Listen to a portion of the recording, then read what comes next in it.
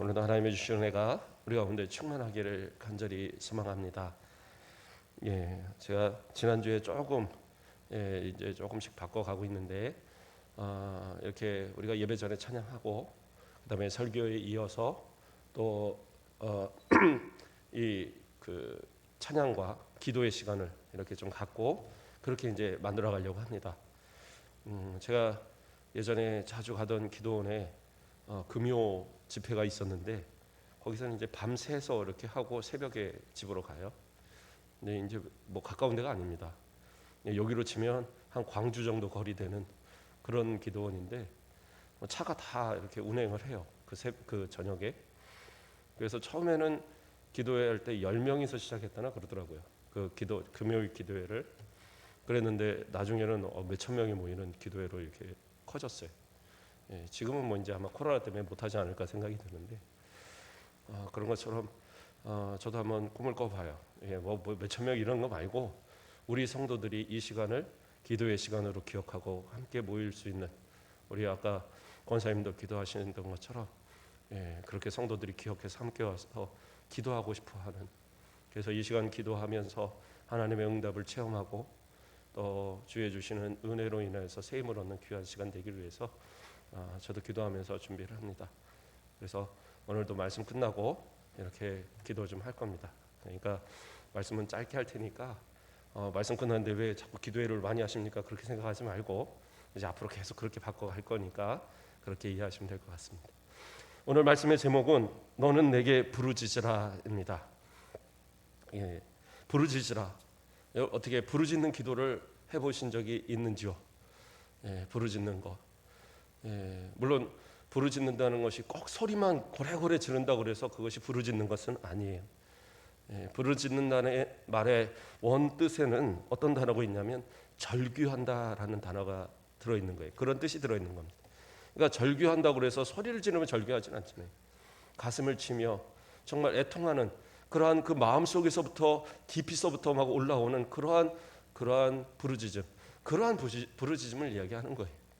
그러니까 소리만 크게 한다고 부르짖는 기도가 아니라 진짜 마음으로 내가 하나님 앞에 기도하고 진짜 마음에서부터 하나님 앞에 아뢰는 그러한 기도가 부르짖는 기도예요.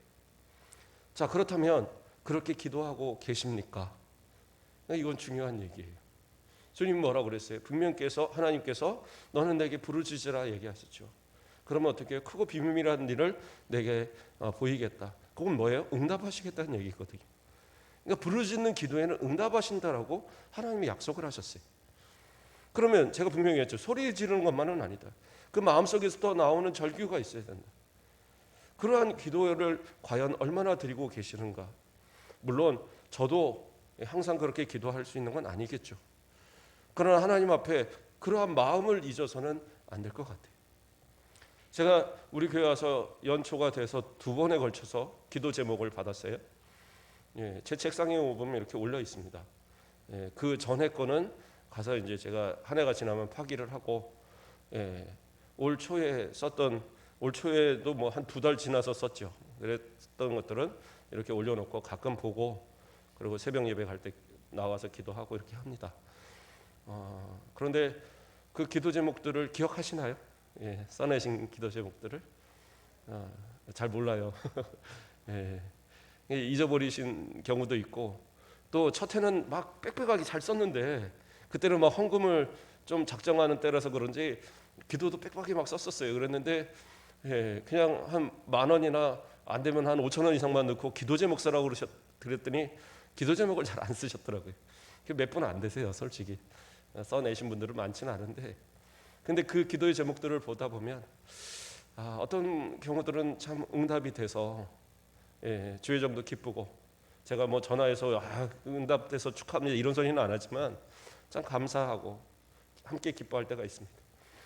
그런 한편으로는 그러한 기도 가운데 응답되지 않는, 어떻게 응답되지 않았다기보다는 거절되어진 응답들, 그렇죠? 이제는 다시 더 이상 구할 수 없는 그런 기도의 제목들도 있었더라고요. 그래서 참 마음이 아픈 부분도 있었고, 또 어떤 기도 제목은 분명히 하나님 들어주셨으면 좋겠는데 저도 기도하고 함께 기도하는데 안 들어주시는 기도들이 있더라고요. 그건 뭐예요? 아직 때가 안 됐다는 얘기인데, 그럼에도 부족한 종은 생각이 듭니다. 내가 부족해서 그런가 보다. 내가 하나님 앞에 좀 영권도 있고 막 기도하면 하나님이 선지자들이 기도할 때 막 응답을 막 즉답으로 주시듯이 그러한 어떤 능력이 있으면 참 좋은데, 또 그러한 종은 아닌지라 그래도 믿음으로 기도하면서 하나님 속히 이루어 달라는 기도의 고백들을 합니다. 올해도 마지막 주에 기도 제목들 하나 드릴 거예요. 그 쓰는 헌금 목투들을. 그러면 뭐 성탄절 지나는데 뭘 또 헌금해요 이러지 마시고, 그건 절기 헌금이고, 이 기도 제목들은 뭐 5천 원, 그것도 부담되면 한 1,000원만 넣어도 상관은 없어요. 그건 기도를 제가 받기 위해서 하는 거예요. 그래서 기도는 사실 예물이 같이 가야 되는 게 맞아요. 그래서 저는 이전 교회도 그렇게 저도 배웠지만 그 봉투에 아주 길게 기도란을 썼거든요. 그러니까 거기다 쓰시고 부족하면 뒷면에다 쓰시고, 어떤 분들은 막 옆에 A4지를 다시 붙여갖고 막 쓰시는 분도 있어요. 그래서 기도를 많이 쓰시는 분도 있는데 많이 써도 좋아요. 그래서 그것을 주의 종이 같이 기도하고 같이 공유한다는 것은 대단히 중요한 겁니다. 주의 종이 특별한 능력이 있어서가 아니라 다른 사람은 다 몰라도 목사님은 나하고 기도하고 있다라는 그러한 확신을 가질 수 있잖아요. 그래서 함께 기도하면서 그렇게 지내는 거. 근데 어떤 경우들은 우리 권사님 뭐 기도 저는 기억 못해요 하지만 워낙 같이 이제 계속 얘기를 자주 하니까 기도 제목이 뭔지는 달달 외워요 제가. 그러니까 어떤 기도를 해도 같이 기도를 나눕니다. 어떻게 보면 그런 게 중요한 것 같아요. 주의 종이 기도를 기억할 수 있도록 만드는 것, 그 대단히 중요합니다. 내 얼굴은 다 아시니까 나를 위해서 기도하겠지? 기도하죠. 우리 성도들 전체를 놓고 기도합니다. 우리 성도들의 가정에 걱정이 없게 하시고 일용할 양식을 주시고 모든 어려움을 막아주시고 아픈 자나 또는 어려운 일 당하는 자 없도록 하나님 도와주시라고 다 기도하죠. 그러나 기도 제목을 내가 아는 사람들은 어떻게 해요? 그 기도 제목을 두고 기도한단 말이에요. 그렇죠?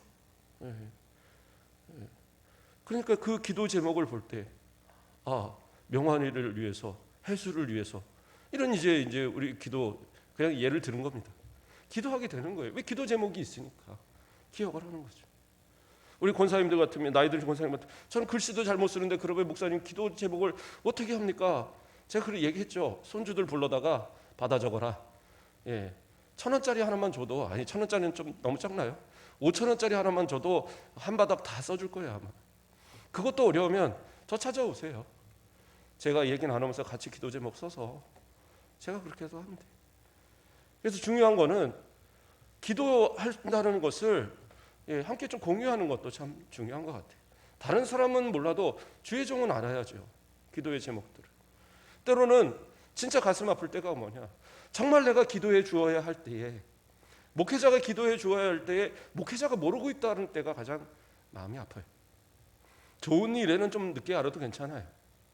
그러나 좀 안 좋은 일들, 좀 어려운 일들은 반드시 목회자하고 얘기하셔야 돼요. 주의 종과 함께 기도하는 거 대단히 중요합니다. 때로는 그래요. 어려운 일들이 닥쳤을 때에 목사님 말해봐야 무슨 소용이 있겠어.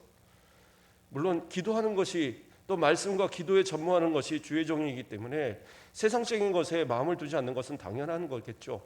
그러나 대부분의 목회자들이 담임 목사님이 될 때까지는 여러 교회, 수천 명의 성도, 또 그와 관계된 여러 사람들을 거칩니다. 그래서 상당히 발이 넓어요. 우리 뭐 저를 볼 때 목사님 보니까 발도 안 넓을 것 같고 맨날 교회에서만 있고 어디 돌아다니지도 않는 분이 뭘 어떻게 알아요? 생각보다 많이 압니다, 사람들. 제가 한번 이 설교를 준비하면서 따져봤어요. 아는 분들이 뭐가 있을까? 교육계에 있는 분들, 뭐 정치, 뭐 또 경찰, 뭐 변호사, 뭐 또 누가 있을까요? 뭐 선생님, 의사, 뭐 넘치더라고요.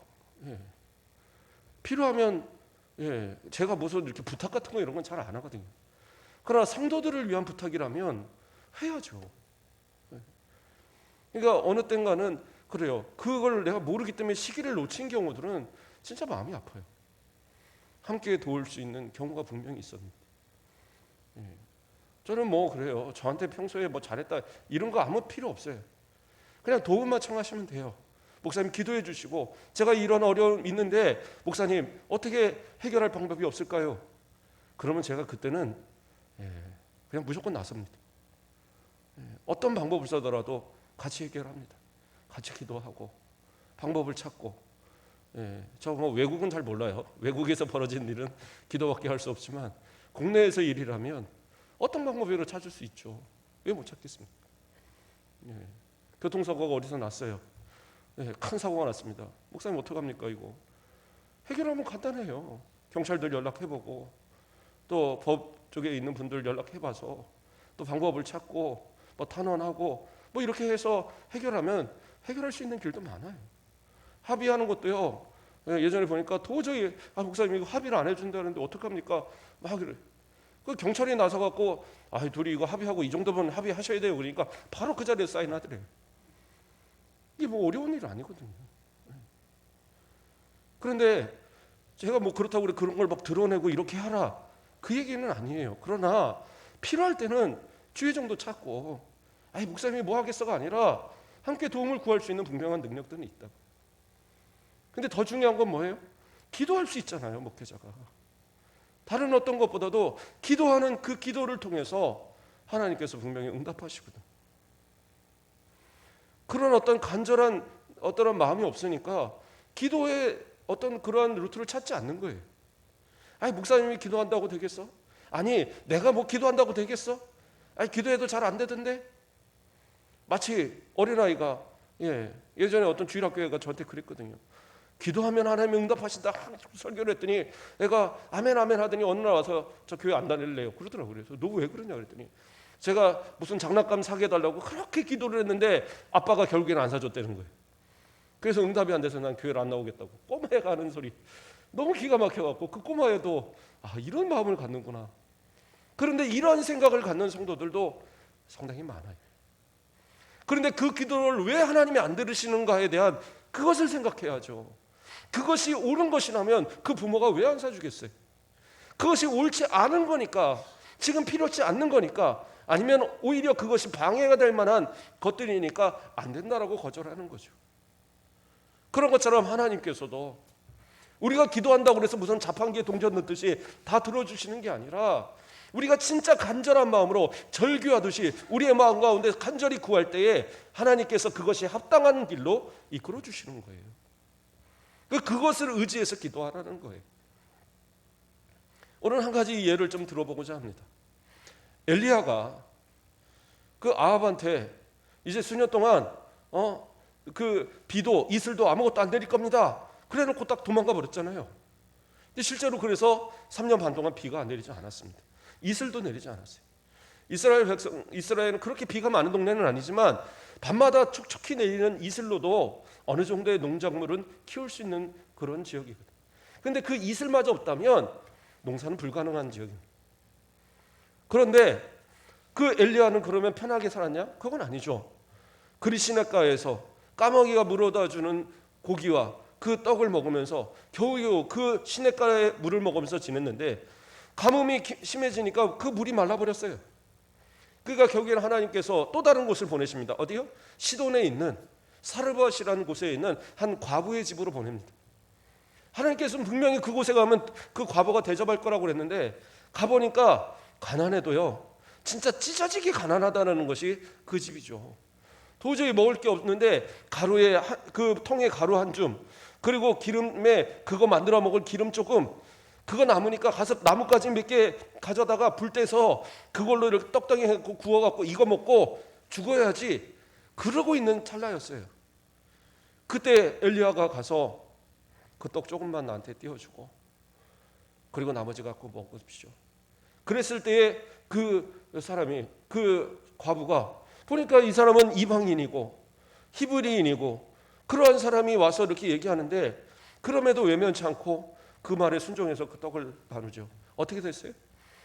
그 가뭄이 끝날 때까지 엘리야가 그곳에 있는 동안에 그 통에 가루가 그치지 않고 이 기름병에 기름이 마르지 않았어요. 놀라운 역사죠. 예. 여기서 뭐 그렇다고 죄종을 대접한 이 얘기가 아닙니다. 다음이 더 중요한 얘기. 그런데 시간이 좀 지났습니다. 얼마나 지났을까? 그 여인의 아들이 갑자기 질병에 걸렸어요. 시름시름 앓다가 그리고 생명을 그쳤습니다.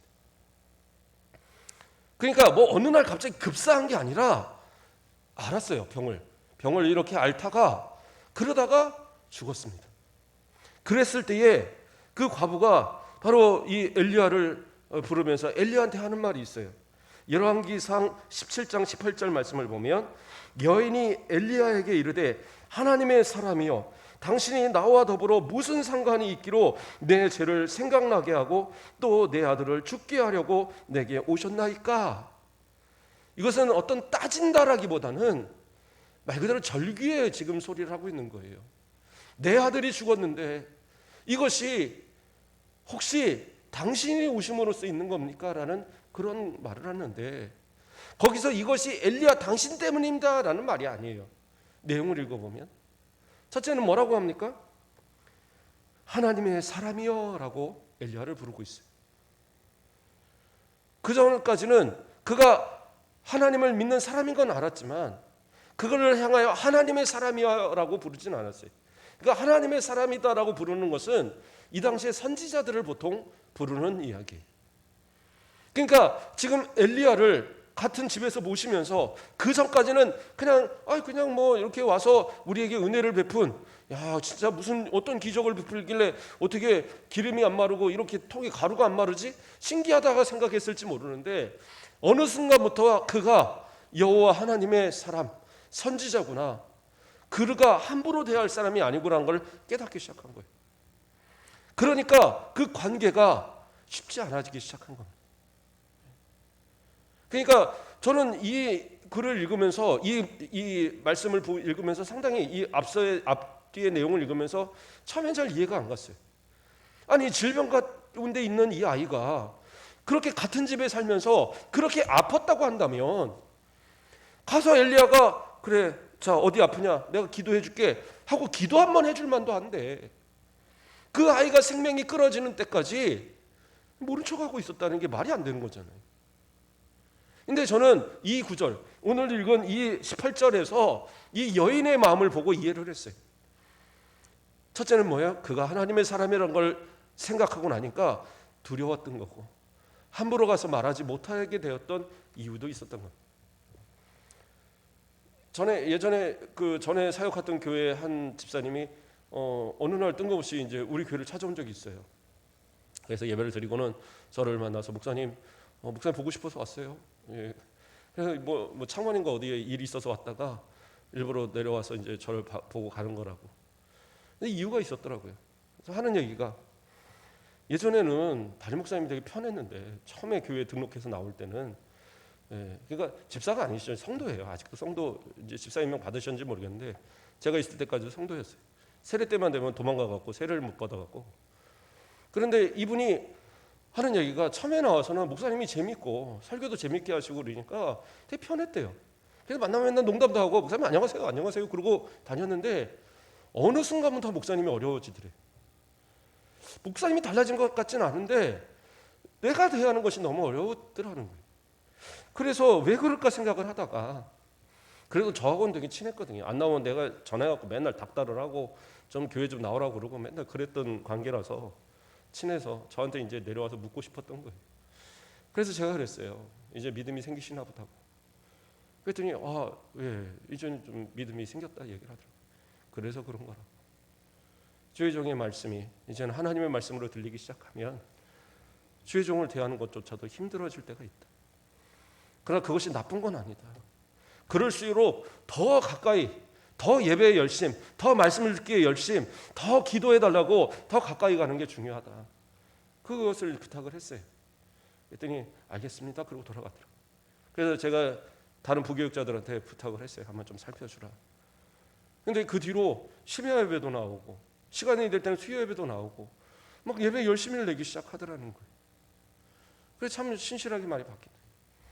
그러다가 몇 달 전인가요? 그때 한번 가족들 그 아들하고 딸까지 데리고, 딸은 교회도 안 나왔었고 제가 못 봤던 딸인데 딸까지 데리고 아들하고 해서 부인 집사님하고 같이 우리 교회를 찾아왔었어요. 인사하고 그리고 이제 올라갔는데, 그런 어떤 그 달라짐에 대한 거룩한 어떤 부담이라고 표현할까요? 사실은 성도들은 그러한 것이 생기게 돼 있어요. 저를 어려워라 하는 얘기는 아닙니다. 저는 좀 편하게 대하는 거 좋았습니다. 와서 자꾸 농담도 하시고 같이 밥이라도 하나 먹으러 가자 그러고 좀 얘기하세요. 부담스럽게 아주 좋은 거 이런 거 할 생각도 마시고, 그냥 저기 그 국밥, 저는 국밥 제일 좋아하는데 저희 식구들이 이제 국밥이 질려서 못 가겠다 그래서 제가 같이 못 데리고 가는데, 그런 거 같이도 좀 먹고 그러면서 좀 저는 우리 성도들의 마음을 좀 알았으면 좋겠어요. 그런 어떤 기도의 제목도 알고, 그런 어떤 가정의 형편도 알고, 그러한 모든 것들을 알기 위해서는 좀 교제가 있어야 되는데, 코로나 이후로 이런 교제가 다 끊어져 버려서 좀 마음이 좀 아픕니다. 근데 어쨌든 그러한 거룩한 부담이 생기면서 그 엘리야를 쉽게, 그 같은 가정에 있음에도 불구하고 그 다락방을 내어줘 다락방에 거주하는 엘리야에게 함부로 가지 못했던 거예요. 그리고 두 번째로는 어떤 이야기가 나옵니까? 이어서 당신이 나와 더불어 무슨 상관이 있기로 내 죄를 생각나게 하고, 이렇게 이야기합니다. 이게 뭐예요? 죄가 생각나기 시작한 거예요. 엘리야가 그냥 있었겠습니까? 하나님의 사람으로서 하나님의 말씀을 전했겠죠. 하나님만이 유일한 하나님이시고 온 세상을 창조하시고 이 땅을 다스리시고 지금도 유일하신 구원자이신 하나님이시라는 사실을 그 이방의 땅에, 그 죄악이 넘치는 두로와 시돈의 그 가장 침장부에 있는 사르밧이라는 동네에 있는 그 여인한테 그 복음을 안 전했겠습니까? 그러니까 그 마음 가운데 나타나는 이 죄가 드러나기 시작하니까, 죄가 생각나기 시작하니까 그 모습을 통해서 감히 앞을 못 나가겠는 거예요. 죄의 문제가 해결이 되지 않아요. 이럴 때는 어떻게 해야 돼요? 회개해야죠. 기도해야죠. 그럴 때일수록 부르짖어야 되는 겁니다. 통회라는 말이 성경에 나오죠. 뭡니까? 정말 애통하는 마음으로 그 안에서 애가 뭐라고 그러죠? 그거 애 끓는다고 표현하죠. 그러한 마음으로 기도하는 것이 통회입니다. 회개하는 것이. 그러한 통회의 마음으로 기도하는 자를 어떻게 해요? 구원하신다라고 성경은 얘기합니다. 시편의 말씀. 마음이 상한 자를 고치시고, 그렇죠? 충심으로 통회하는 자를 구원하신다라고 분명히 말씀하고 계세요. 그러한 어떤 이 통회의 마음이 있을 때 하나님 분명히 용서하시거든요. 그런데 어떻게 해요? 기도하지 못하니까 마음 가운데 평안함이 안 생기는 거예요. 회개가 없으니까 분명히 말씀을 들어서 죄는 내가 깨달아지는데, 내가 지금 뭔가 잘못 살고 있는 것 같은데, 뭔가 내가 지금 변화되어야 될 것 같은데, 뭔가 지금 내 안에 뭐가 지금 잘못돼 가고 있는데 이걸 빨리 돌이켜야 되는데 안 되는 거예요. 왜 안 돼요? 안 되는 게 당연한 거예요. 내 힘 갖고는 안 돼요. 사람이 변하면 죽는다는 소리 하잖아요. 왜요? 그만큼 어렵다라는 얘기인 거예요. 그러나 그리스도인들은 달라져야 되는 거예요. 옛 모습과 지금이 달라지지 않는다면 그거는 올바른 모습이 아닙니다. 그렇다고 어느 한 번 달라지고 그것으로 끝나는 게 아니라 계속 달라져야 되는 겁니다. 저도 목사지만 저를 10년 전에 알았던 사람, 5년 전에 알았던 사람, 3년 전에 알았던 사람 비교할 때 가까이 아는 사람일수록 더 좋아졌다라는 평을 할 수 있어야 되고, 멀리 알았던 사람들이 볼 때 깜짝 놀랄 정도의 달라진 모습이 있어야 되는 거예요. 그런 게 없다라고 한다면 나는 변화되지 못하고 있는 거예요.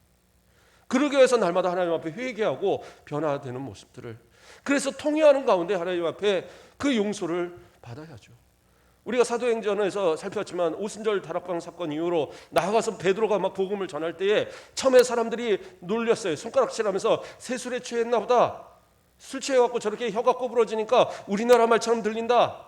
우리 고장의 사투리로 들린다. 그러던 그들이 어떻게 해요?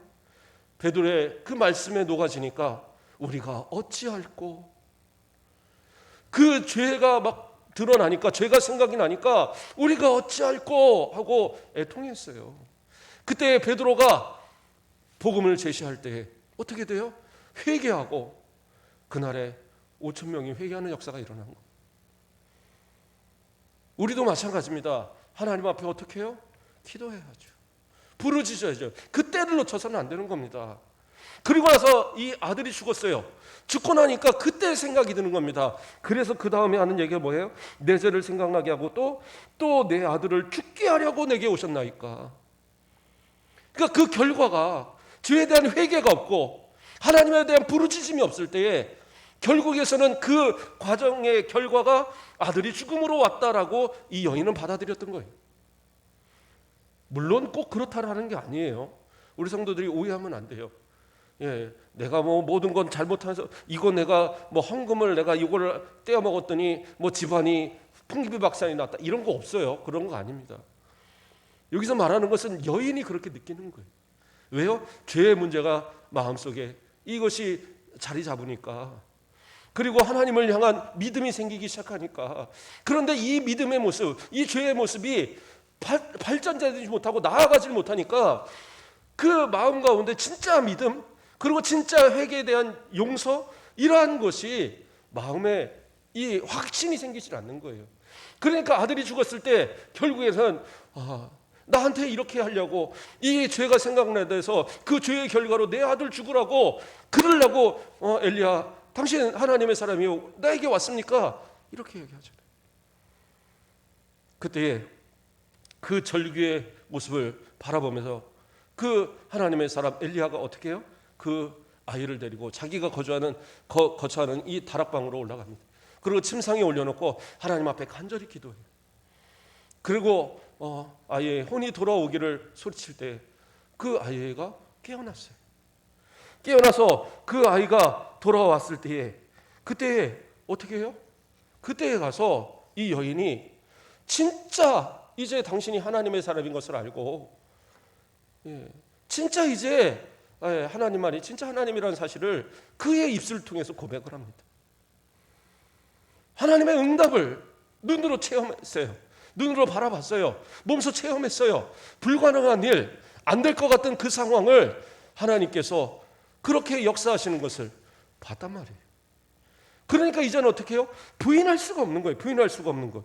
그러니까 다시 제가 봉독해 드립니다. 열왕기상 17장 24절에 여인이 엘리야에게 이르되 내가 이제야 당신은 하나님의 사람이시요 당신의 입에 있는 여호와의 말씀이 진실한 줄을 아노라, 이렇게 고백을 하고 있어요. 믿음이 확고해졌어요. 흔들리지 않는 믿음을 갖게 되었다는 사실이. 아직도 늦지 않았습니다.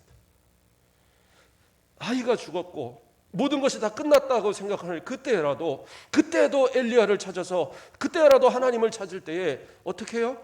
하나님께서 그의 여인에게 응답하시고 여인에게 은혜를 베푸셔서 그 믿음이 충만하도록 그 삶이 주님 앞으로 돌아올 수 있도록 역사하셨다는 사실입니다. 이것이 중요한 거예요. 오늘 본문의 말씀을 다시 새겨봅니다. 2절 말씀에 하나님을 뭐라고 표현합니까? 이를 행하시는 여호와, 그것은 만들며 성취하시는 여호와, 그의 이름을 여호와라 하는 이렇게 표현하고 있습니다. 하나님을 뭐라고 표현하시냐? 이를 행하시는 여호와다. 여기서 이제 행하시고 또 그것을 만드시고 성취하시고, 이게 무슨 말이냐면 창조에 사용되었던 단어들이에요. 창조에, 그 창조에 사용되었던 하나님께서 만드셨다, 세우셨다 했던 그러한 부분들의 단어들을 그대로 갖고 오는 거거든요. 그래서 다른 번역에서는 땅을 만드시고 그 가운데 여러 것들을 세우시고 이런 식으로 이제 번역한 번역본도 있어요. 다시 말해서 뭐예요? 모든 것을, 그 기초를 만드시는 분도 하나님이시고 그 기초 위에 무엇을 세우시고 그것을 견고하게 지키시는 분도 하나님이시라는 거예요. 그분이 누구냐? 여호와 하나님. 여호와 하나님이란 말은 뭐예요? 유일하신 하나님, 오직 하나님만이 그걸 아는 하나님이시다라는 거예요. 세상 어떤 것도 우리에게 그러한 응답을 줄 수 있는, 아무리 부르짖고 아무리 발광을 해도 그것을 응답할 존재는 아무도 없어요. 엘리야와 대결했던 바알 선지자들, 그 수백 명의 선지자들이 거기서 막 못을 찢고 몸에 상처를 내가면서 소리를 질러대고 그렇게 했지만 불은 내리지 않았어요. 그러나 하나님의 사람이 믿음으로 기도할 때 그 고랑을 파고 물을 갖다 막 끼얹고 그 막 흘러 넘치도록 만들어 놨는데 거기서 기도할 때 불이 내려서 고랑을 다 태울 뿐더러 그 모든 제단이 막 녹아내릴 정도로 그런 강력한 불의 역사가 일어났거든. 하나님의 역사는 그렇게 일어나는 거예요. 하나님만이 유일하신 하나님이고 우리의 모든 삶의 시작부터 그것을 세워가는 모든 과정을 누가요? 하나님이 이루시는 하나님이세요. 그분이 누구의 하나님이에요? 우리의 하나님이세요. 그래서 그 하나님이 뭐라고 얘기합니까? 너는 내게 부르짖으라. 이게 중요한 거예요. 하나님께서 그러한 하나님이 모든 것을 기초를 세우시고 그 가운데에 그 모든 것을 이루게 만들어 가시고 그것을 성취하시는 그 하나님께서 바로 우리의 하나님이 되어주셔서 우리가 구하는 모든 기도에 응답하시겠다고 너는 부르짖으라라고 그렇게 말씀하고 계신다는 거예요. 이 정도 되면 기도할 이유가 되지 않습니까?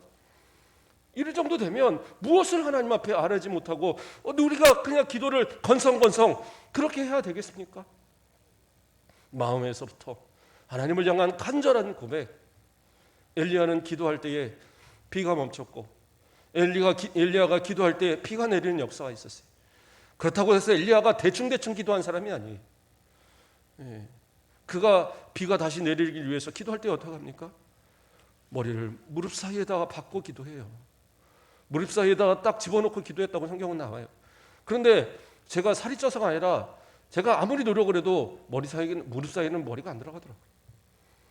그것은 뭐든 그렇게 간절히 기도했다라는 표현이거든요. 저와 여러분들 진짜 믿음을 가진 우리 성도라고 한다면 하나님께 한번 부르짖어 보기를 원합니다. 기도가 응답되지 않는다면 내 가운데 혹시 남아있는 죄가 있지 않는가를 먼저 돌아보시고 하나님은 풍성한 성령을 가지신 분이라서 어떠한 죄라도 회개하면 그 하나님의 사유하심으로 우리를 용서하여 주셔요.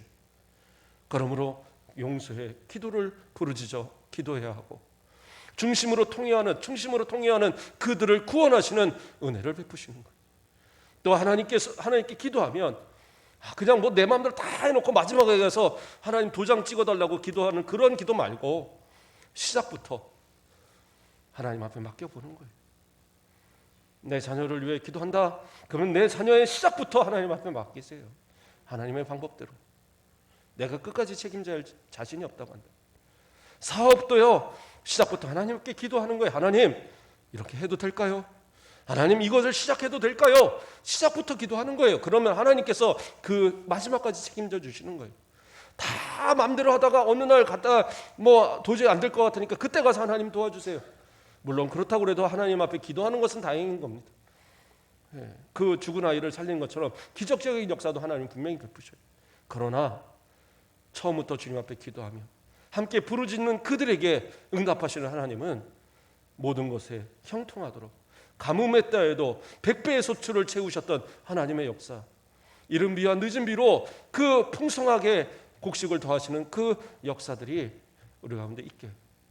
그래서 이삭이 우물을 팔 때 어떻게 합니까? 그 가뭄의 때에 아무리 파도 안 나오는 우물이 이삭이 파면 물이 나오는 거예요.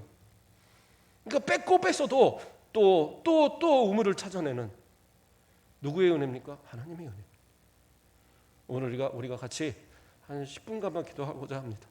기도할 때에 하나님 앞에 우리 정말 기도의 제목을 가지고 하나님 앞에 한번 기도하면서 또 주님 앞에 응답받고 더 나아가서는 앞으로의 삶 속에서 계속 기도하면서 그 응답을 몸소 체험해가는 복된 성도들 되길 주님의 이름으로 축복드립니다.